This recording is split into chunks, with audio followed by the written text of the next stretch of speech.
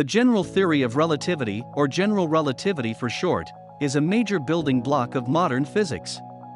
It explains gravity based on the way space can curve, or, to put it more accurately, it associates the force of gravity with the changing geometry of spacetime.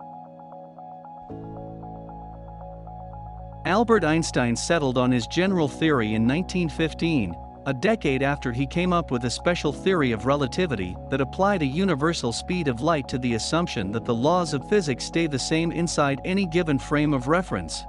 When Einstein tried to apply accelerating masses to his special theory, he realized objects with mass must somehow influence the surrounding dimensions, spacetime, in such a way that the object seems to act as if it can pull on other masses. It's as if matter weighs down the fabric of spacetime it is sitting in, creating a curve that causes other nearby matter to slide towards it.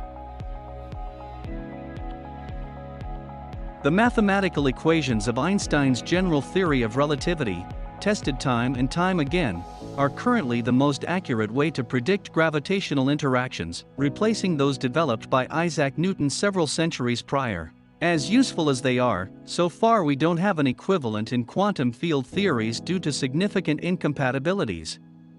For example, quantum mechanics has ways to take concepts like infinity into account, but if we try to do the same with general relativity, the maths gives rise to predictions that make no sense. Developing a quantum physics version of general relativity remains an ongoing goal of modern physics.